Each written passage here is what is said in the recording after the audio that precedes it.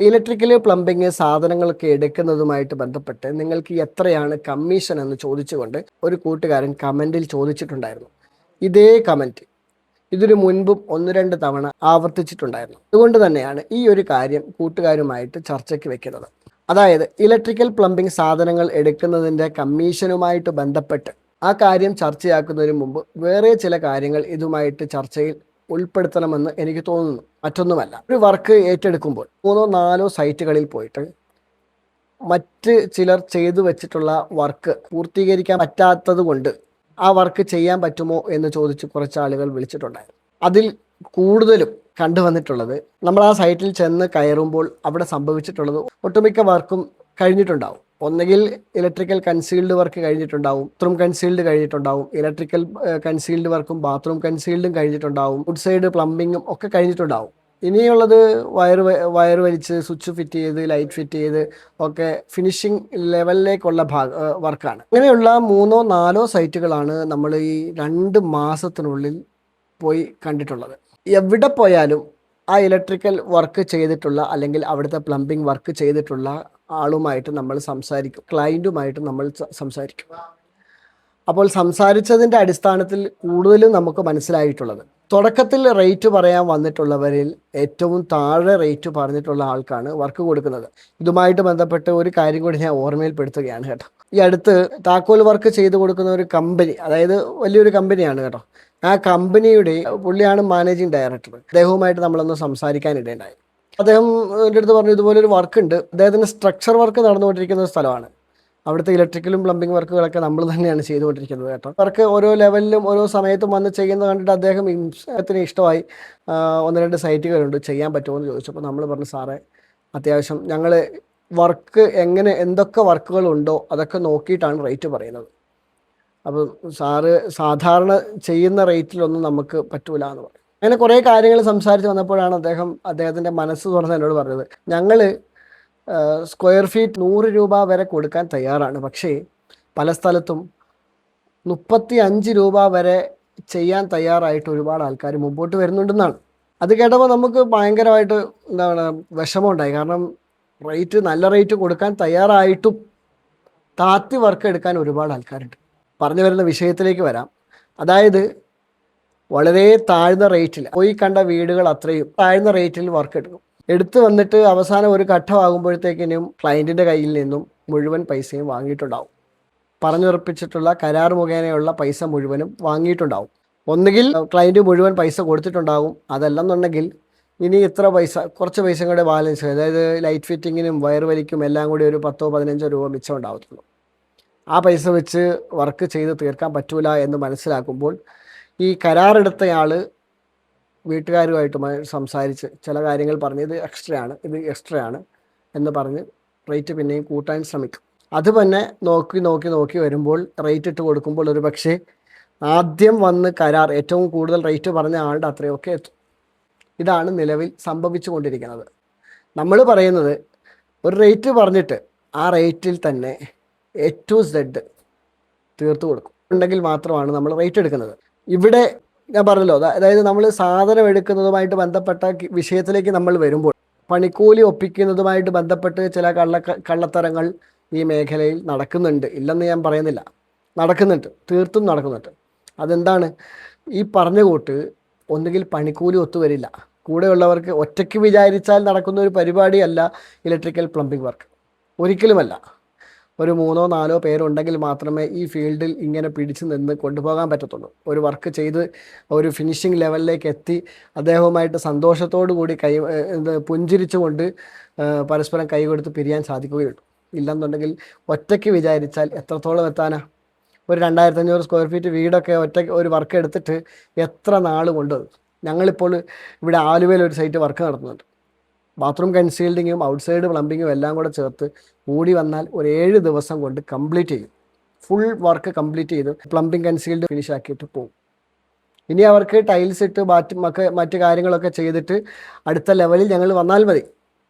ഈ ഒരു രീതിയിലാണ് ഞങ്ങൾ എല്ലാ വർക്കും ചെയ്തുകൊണ്ടിരിക്കുന്നത്. ഇലക്ട്രിക്കൽ കൺസീൽഡ് വർക്ക് തീർത്ത് കഴിഞ്ഞാൽ പിന്നെ പ്ലാസ്റ്ററിങ് ചെയ്യുന്നവരെ സമയമുണ്ട്, നമുക്ക് അടുത്ത വർക്ക് ചെയ്യാൻ സമയമുണ്ട്, 1 മാസത്തോളം സമയമുണ്ട്. ഇതിനിടയ്ക്ക് നമുക്ക് എത്ര സൈറ്റ് കവർ ചെയ്യാൻ പറ്റും? ഈ രീതിയിലാണ് നമ്മൾ കൊണ്ടുപോകുന്നത്.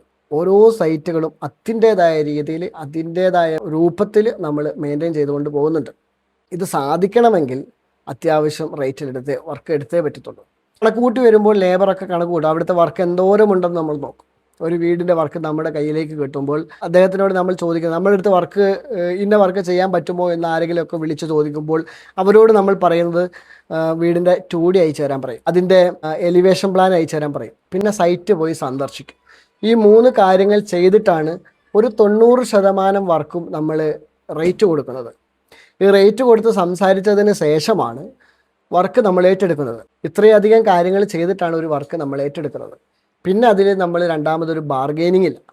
ചില സന്ദർഭങ്ങളിൽ ചില പ്രയാസങ്ങൾ ഉണ്ടാകും. അതായത് മണ്ണ് മാറ്റുന്നതുമായിട്ട് ബന്ധപ്പെട്ടോ അങ്ങനെയൊക്കെ നോക്കുമ്പോൾ ഒരുപാടധികം പൈസ പോകുന്ന ഒരു സാഹചര്യം, ക്ലയൻറ്റ് വരെ മനസ്സിലാവുന്ന ഒരു സാഹചര്യം ഉണ്ടാകുമ്പോൾ ചിലപ്പോൾ അതിന് സഹായിക്കുന്നവരൊക്കെ ഉണ്ട്, ഇല്ലെന്നല്ല.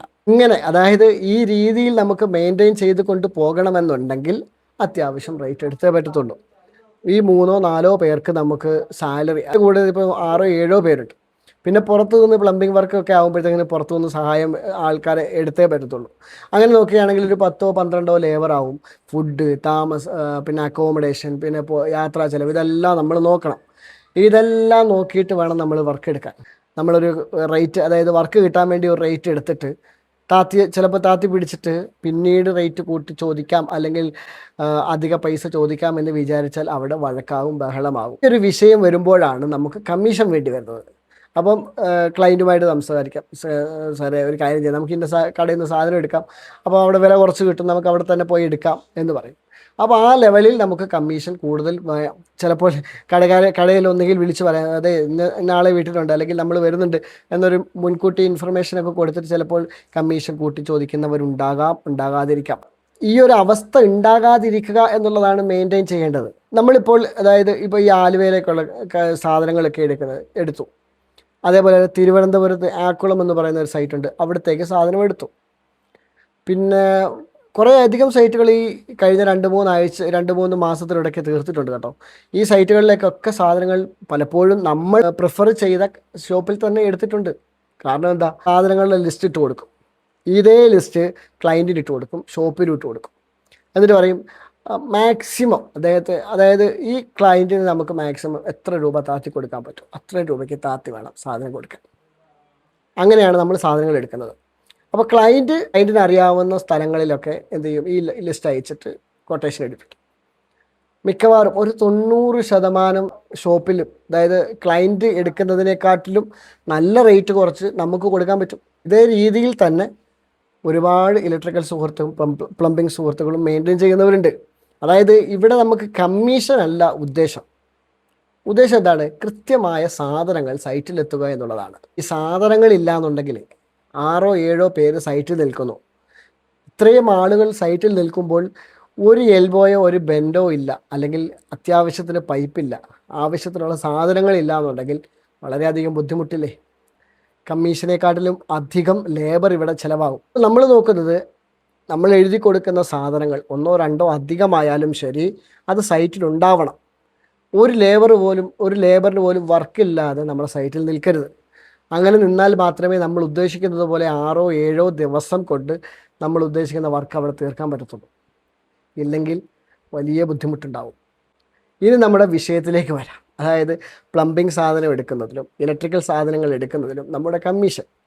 നമ്മൾ മുമ്പ് പറഞ്ഞതുപോലെ ക്ലയൻറ്റിന് നമ്മൾ ലിസ്റ്റ് കൊടുക്കുമല്ലോ. ആ ലിസ്റ്റ് കൊടുക്കുമ്പോൾ അവർ ഹയർ ചെയ്ത ഷോപ്പിനെക്കാട്ടിലും കുറഞ്ഞ റേറ്റിൽ അതേ ബ്രാൻഡിൽ ഇങ്ങനെയുള്ള സാധനങ്ങൾ അതേ ബ്രാൻഡിൽ വില കുറച്ച് കിട്ടുന്ന കട എവിടെയാണോ അവിടെ നിന്നും ഫ്രീ ആയിട്ട് ഡെലിവറി സൈറ്റിൽ എത്തിച്ചു തരുന്ന ഷോപ്പിലല്ലേ ക്ലയൻറ്റ് എടുക്കത്തുള്ളൂ. നമുക്കറിയാവുന്ന 1-2 കടകളിൽ റേറ്റ് ഇട്ട് കൊടുക്കും.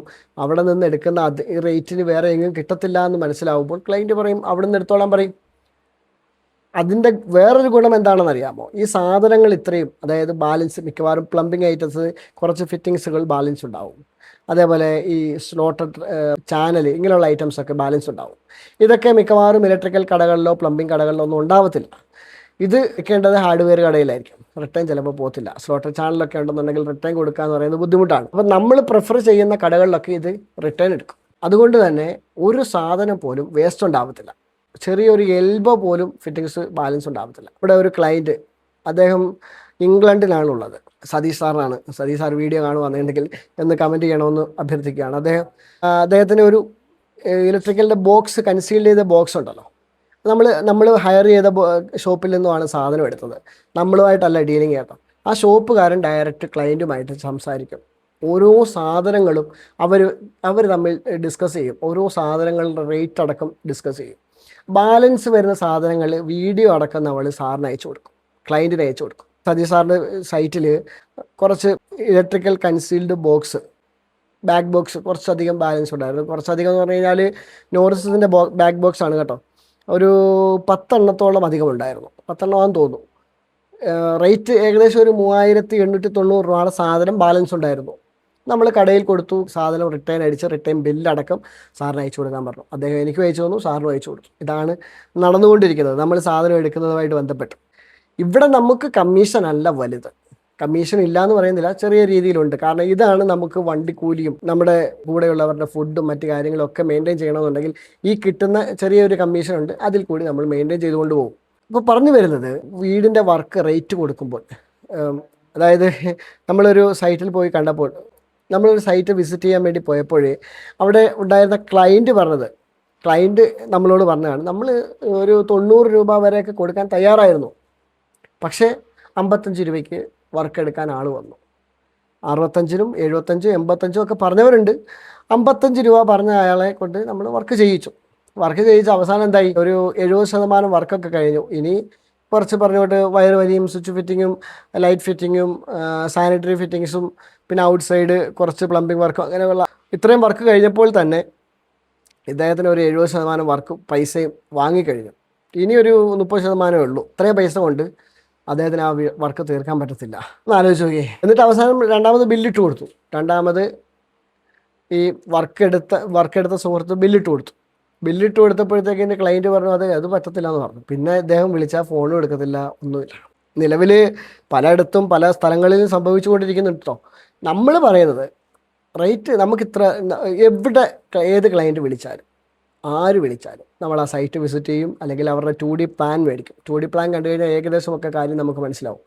ആ പ്ലാൻ കണ്ടിട്ട് അതിനകത്ത് എന്തൊക്കെ കാര്യങ്ങളുണ്ട് എന്ന് ക്ലയൻറ്റുമായിട്ട് നമ്മൾ ചർച്ച ചെയ്യും.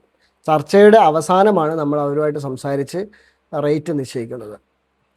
റിനോവേഷൻ വർക്കിനകത്ത് വലിയ ബുദ്ധിമുട്ടുണ്ടാകും. നമ്മൾ ഉദ്ദേശിക്കുന്നിടത്തൊന്നും നിൽക്കത്തില്ല. റിനോവേഷൻ വർക്ക് ചെയ്ത് ഒരു 3-4 സൈറ്റുകളോ റിനോവേഷൻ വർക്ക് ഉണ്ട്. അപ്പോൾ റിനോവേഷൻ വർക്കിൻ്റെ തുടക്കത്തിൽ തന്നെ നമ്മൾ അവരുമായിട്ട് പറയും, നമ്മൾ പുതിയ വർക്ക് ചെയ്യുന്നത് പോലെ റിനോവേഷൻ വർക്ക് നടക്കില്ല, ചെറിയ മാറ്റങ്ങൾ അങ്ങോട്ടും ഇങ്ങോട്ടും ഉണ്ടാവാൻ ചാൻസ് ഉണ്ട്. മാക്സിമം ഞങ്ങളെ കൊണ്ട് പറ്റുന്നിടത്തോളം ഞങ്ങൾ ചെയ്യും. ഈ രീതിയിലാണ് ഞങ്ങൾ വർക്ക് എടുക്കുന്നതും വർക്ക് കൊണ്ടുപോകുന്നതും. അതുകൊണ്ട് നമുക്കിവിടെ കമ്മീഷൻ കൂടുതൽ വേണം എന്നൊരു വാശിയേ ഇല്ല. ഒരു സാധനം, മറ്റൊരാളുടെ 1 രൂപയുടെ സാധനം ഞങ്ങൾക്ക് വേണ്ട, ആരുടെ എടുക്കത്തുമില്ല, എടുക്കേണ്ട ആവശ്യവുമില്ല. ആവശ്യത്തിന് പണിക്കൂലി നമുക്ക് കിട്ടുന്നുണ്ടല്ലോ. എൻ്റെ വീട്ടിൽ എൻ്റെ കുഞ്ഞുങ്ങൾ മറ്റ് കാര്യങ്ങളൊക്കെ, ഇപ്പം ഫുഡാണെങ്കിലും താമസമാണെന്നുണ്ടെങ്കിലും വണ്ടിയുടെ ലോണാണെന്നുണ്ടെങ്കിലും കുട്ടികളുടെ പഠിപ്പാണെങ്കിലും എല്ലാം ഈ കാര്യത്തിൽ കൃത്യമായി നടന്നു പോകുന്നുണ്ട്. എൻ്റെ കൂടെ വരുന്നവർക്കും ഇതൊക്കെ കൃത്യമായിട്ട് നടന്നു പോകുന്നുണ്ട്. അപ്പോൾ ഇതിൻ്റെ ആവശ്യം ഇല്ല എന്നാണ് ഞാൻ മനസ്സിലാക്കുന്നത്. അപ്പോൾ ഈ കമൻ്റ് ഇട്ട സുഹൃത്തിന് കൃത്യമായി ഉത്തരം കിട്ടിയെന്ന് വിശ്വസിക്കുന്നു. അപ്പോൾ തൽക്കാലം വിട പറയുന്നു. ഇനി ഇക്കാര്യവുമായിട്ട് ബന്ധപ്പെട്ട് എന്തെങ്കിലുമൊക്കെ സംശയങ്ങളുണ്ടെങ്കിൽ കൂട്ടുകാർക്ക് ചോദിക്കാം. നെഗറ്റീവ് ആണെങ്കിലും സ്വാഗതം ചെയ്യുന്നു, പോസിറ്റീവ് ആണെങ്കിലും 2 കൈ നീട്ടി പുഞ്ചിരിയോടുകൂടി സ്വീകരിക്കണം. അപ്പോൾ ഓക്കെ, ബൈ. കൂട്ടുകാരെ, വീഡിയോ ഇഷ്ടമായിട്ടുണ്ടെങ്കിൽ ലൈക്ക് ചെയ്യാനും ഷെയർ ചെയ്യാനും കമൻറ്റ് ചെയ്യാനും മറക്കരുത്. സബ്സ്ക്രൈബ് ചെയ്യുന്ന കാര്യം ഒന്ന് പരിഗണിക്കണം. பாக்குறத வேலை நம்ம கரெக்டா பார்த்தா தானே நமக்காக வேலை பாக்குறான், அவனோட வேலை கரெக்டா பாக்கும். சத்தியமா சொல்றேன் சாரு, நான் இது சும்மா ஹாபிக்காக பண்ணல, 100% ப்ரொஃபஷனல்.